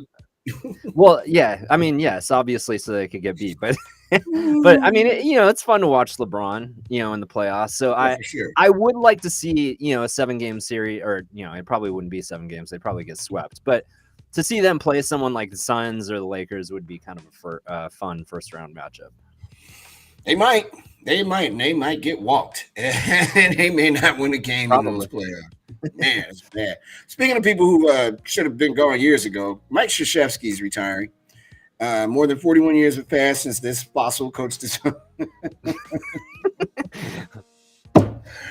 first game at Cameron Indoor Stadium in an uneventful 67-49 Duke win over Stetson on November 29th, 1980. I was in 7th grade when this dude started. Wow. Since then, the court, which now bears his name, has been home to countless magical moments, epic wins, and thrilling rivalry games. On Saturday, Krzyzewski will coach his final home game at Duke, fittingly against his chief rival, North Carolina. and the festivities surrounding the coach's send-off are shaping up to be unlike anything college basketball has seen before. Tickets for the game are fetching prices usually reserved for the Super Bowl, with the cheapest seats on Vivid Seats now going for, at this writing, $3,450 as of last night, with the average price nearly double that, and reports of some of the best seats on the market for more than $50,000. Look, Mike Krzyzewski is a lot of things, but he is not an active player. He ain't playing. You watch that game on ESPN.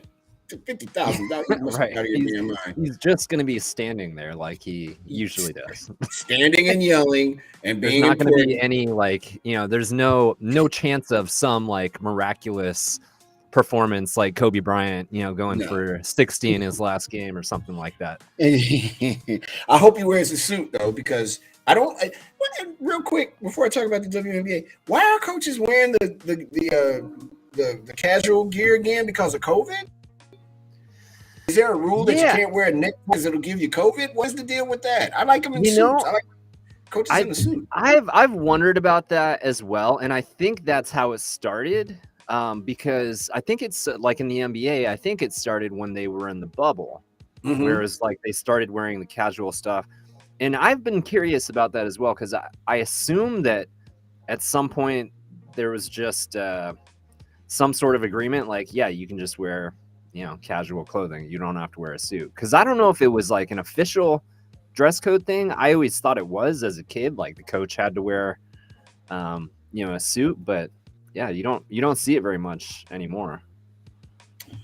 That's crazy. Congratulations on your retirement. Beat it. Should have been gone after you won the last Olympic gold medal. You should have said. You know what would make it interesting though, if he did like in baseball and he like wore a uniform.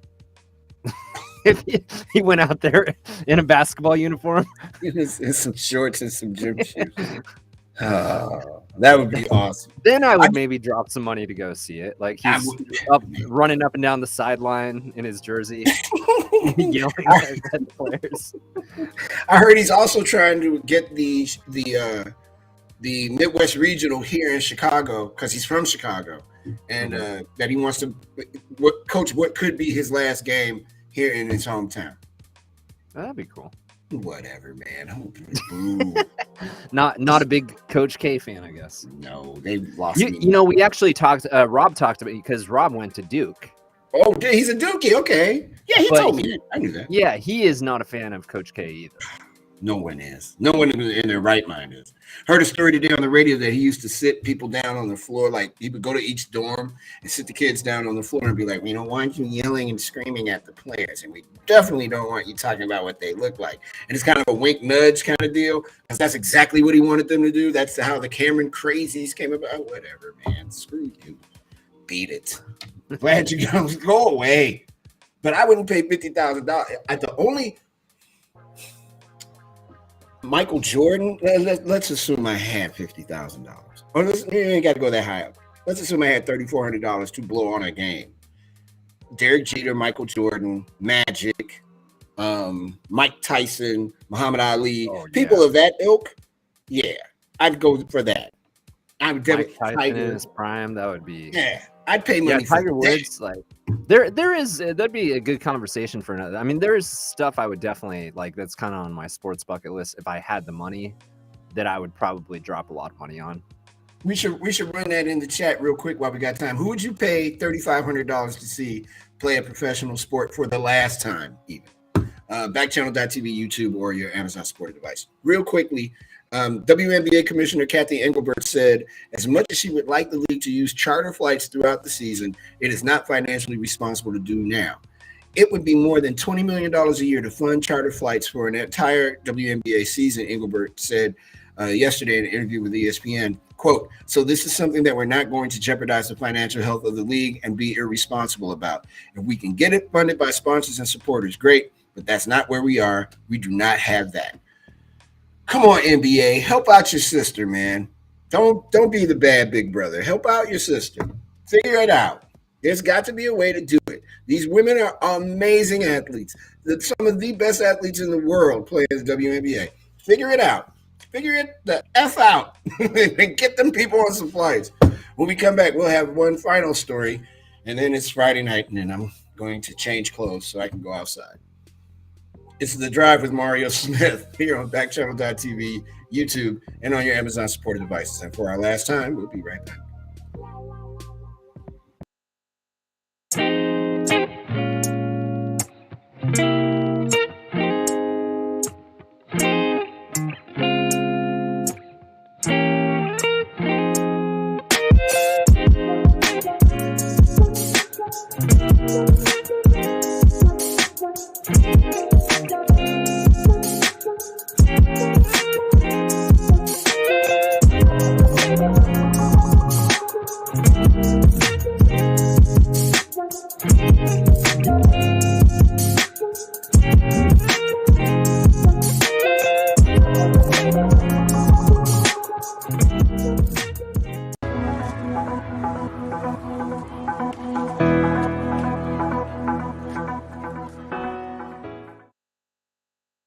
Said the name Rod Masters to you, would you know who I'm talking about?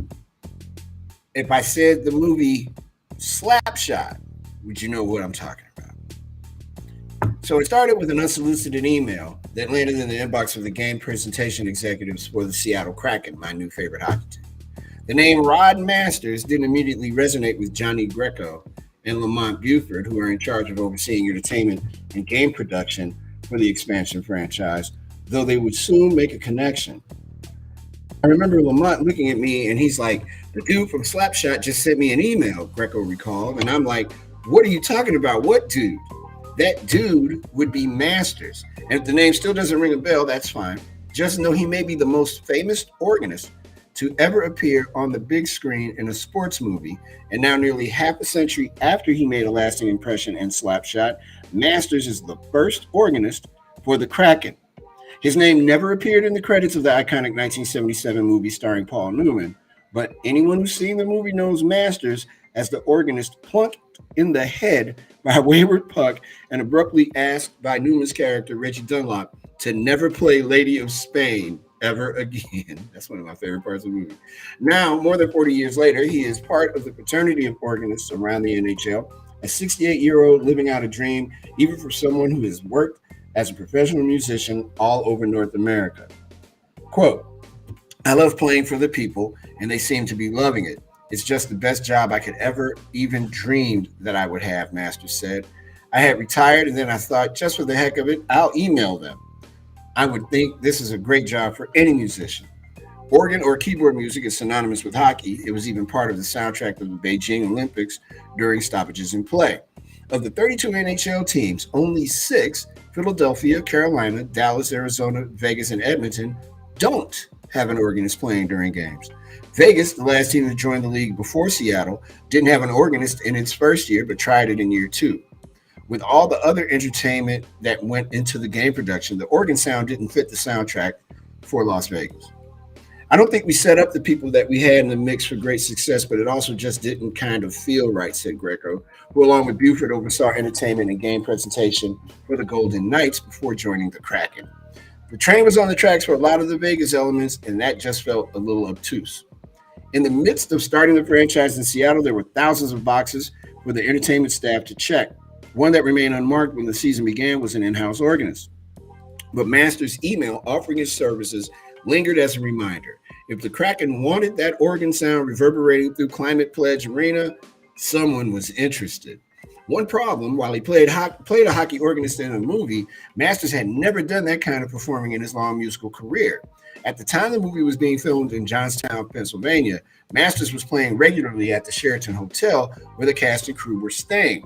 Most of his background music was in top 40s, pop, disco, and country, not little vignettes to play between slashes, trips, and goals. I'm new at this. That's why I'm doing all this research all of a sudden, Masters said. I never knew that I would ever get a job like this.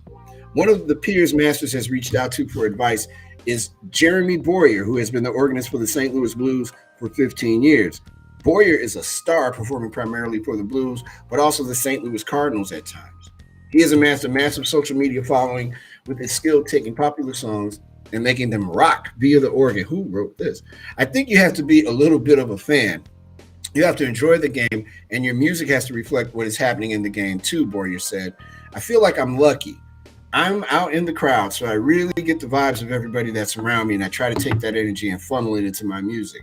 Coincidentally, Masters' debut with the Kraken on January 1st came against Vancouver, whose coach Bruce Boudreau also appeared as an uncredited extra in the movie Slapshot. Since that debut against the Canucks, Masters has grown into his role, and the team is learning ways to showcase him more. For instance, Masters tries to lighten the mood by playing after opponents score, which has been far more than the last place Kraken were hoping this season. Masters is also thinking ahead with the idea of having a true organ in place for next season rather than the keyboards he's been using in this first stint. Quote, I think people just thought it was a really good fit for where we were headed, close quote, Greco said, and it was just a super unique story we got to tell and a character we got to add to our show that only the Seattle Kraken get to own.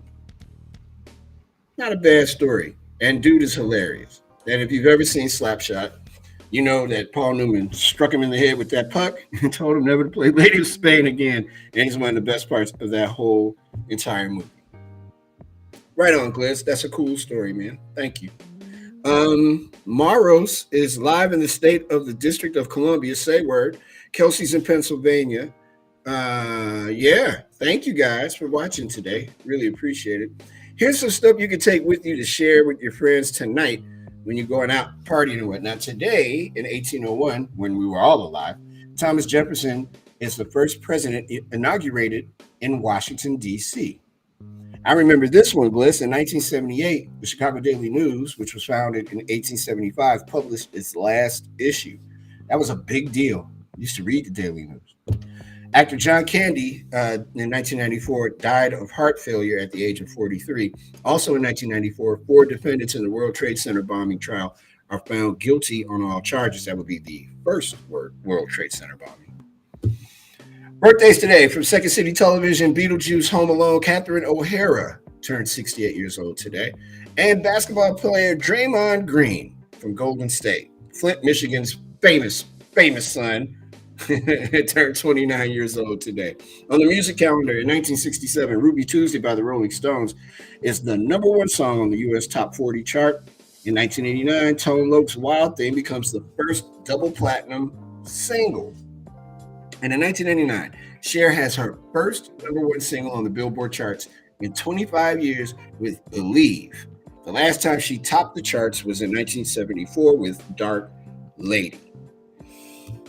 Hey, Gliss, did you know that 50% of bank robberies happen on a Friday?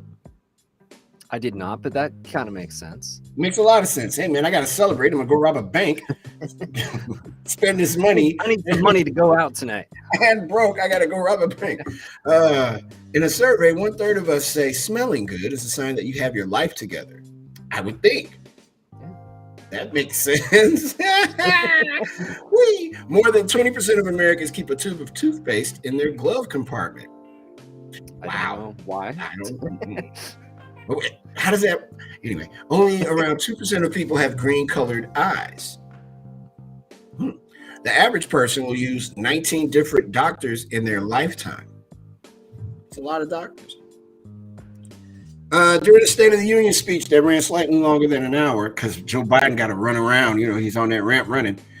He discussed, the State of the Union, but some people who watched the speech were distracted by something else. Namely, they were wondering what the silver thing sitting in front of Speaker of the House, Nancy Pelosi, was and why it had been given such a prominent spot in the frame. As it turns out, it is a pretty historic coin silver inkstand and possibly the oldest surviving artifact of the House of Representatives dating back to between 1810 and 1820. Before the Speaker calls each of the House to order, the inkstand, adorned on both sides by swags and eagles, is placed on the raised platform. Its exact origins, though, are a mystery because while the pair who created the inkstand is known, no one knows exactly who commissioned it or how it came to be used in the House of Representatives. And there you go. We got our first Canadian, Jake, in Canada. What's up, Jake? Thank you for watching the show. We want to thank everybody that joined us as passengers this week on the drive. Have a good weekend, everybody. Gliss, we did it, man. We did it again. Friday. We did it. It's Friday. One more week down. I will see you on Monday Yep. Thank you very much, sir. Have a good weekend. I'm going to do something. I'm not sure what. I'm going to do something. As the sun sets in Chicago, Illinois, on behalf of everyone at Backchannel.tv, thank you so much for joining us. We truly appreciate your patronage, and we look forward to seeing you again. In fact, you can join us starting Monday at 6 a.m. Eastern Time with Haley and Allison. Have a wonderful weekend, everybody. My name is Ariel Smith. I will see you soon. Peace. Have a nice weekend.